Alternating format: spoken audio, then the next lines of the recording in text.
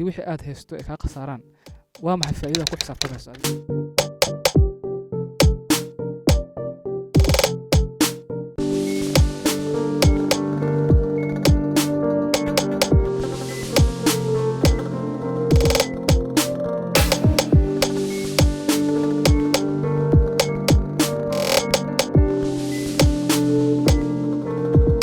suuqa khataro badanaa jiro oo suuqi naftarkiisa ka mid tahay in qofkii ku khasaaro kala suuqa gudihiisa iyo sida loo manage gareeyo qayb dhan buugga ay kooban tahay.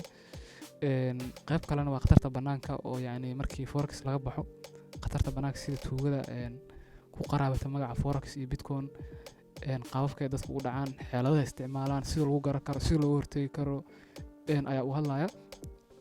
qaybta khatarta suuqane waxaa buugga ku qoran tallaabooyin cadcad oo waadix ah oo tusaalayaal cad wata oo aad ku manage garey kartid riskiga. haddii tallaabooyinkaas aad raacdid waxaa ku ballan qaadayaa in horumar weyn aad ka samayn doontid tradingka welibana aad ku guuleysan doonto weliba aad noqon doonto professional trader insha allahu tacaala. waa tallaabooyinka buug ku qoran haddaa raacdid.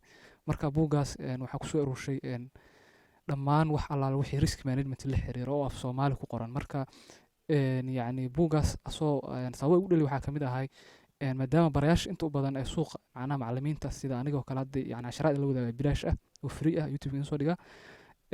marka macallimiinta kale oo anigoo kale ah waxaa arkay inaysan badanaa diiradda aysan saarin sida khatarta loo manage gareeyo keliya ay diiradda saaraan sida suuqa lacag looga sameeyo. dabcan horta markii aad badbaadiso waxa aad haysto ayaad faa'iido samayn kartaa ya. haddii wixii aad haysto ay kaa khasaaraan waa maxay faa'iidada ku xisaabtamaysa adiga. marka si aan meesha filashadaas uga saaro ayaan buugga u qoray. sababaha kale ugu dhali waxaa buugga muhiimka ah oo dhowaan gacantiina soo geli doona insha allah. dabcan mar dhow ayuu gacantiina soo geli doonaa.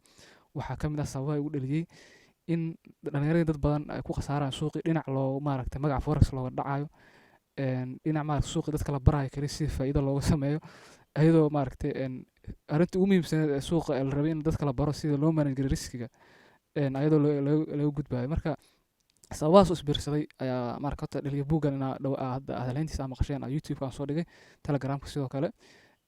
insha allahu tacaala buugga marka waxyaaba badan oo kulansaday mawaadiic badan. mawduuc ugu muhiimsan oo mawaadiicda ku jirta waxaa waa cilmi nafsiga ganacsiga sida loo xakameeyo dareenadaada markaa ka shaqaysanayda suuqa.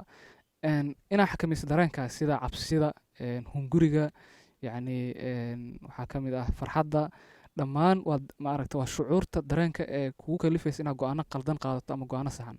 cutub dhan oo waxaa jiro buugga oo ka hadlaya sida maaragta loo xakameeyo dareenadaada markii aad markaa ka shaqaysanayso suuqa. lama rabo suuqa in adoo caadida fadaysan inaad iska ganacsato lama rabo oo suuqa aad iska gasho adiga maarkino ama tusaale ahaan suuqa inaad ka argudato kale waxaa waaye waa waxyaaba kugu keenaa over trading waxa la dhahayo. marka mawaadiic aad iyo aad extremely valuable ah ayaa buuggaas ku qoran.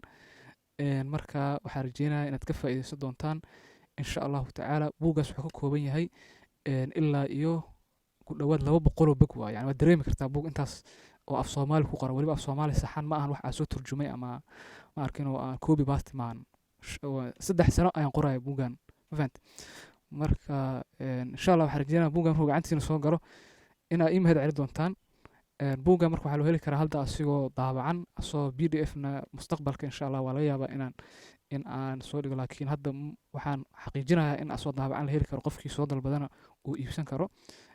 runtii buuggan wax aniga lacag hadda ka raadinaya ma jiro sababtoo ah buuggan waxaa ku kooba wax allaale wax information ah oo valuable ah oo ku saabsan sidii loo manage gareeyo riskiga si aan u noqotay professional trader. marka lacagta markina ku iibsanayso waa daabacad iyo lacagtii deliveryga lagu keen lahaa waaye. laakiin marka buuggan insha allah gacantaada soo galo adiga review naga soo sameyn doona insha allah adiga. marka waa mahadsantihiin insha allahu tacaala. waxaan rajeynayaa inaad ka wada faa'iideysan doontaan buuggaas oo aana ka mahad naqi doontaan insha allah.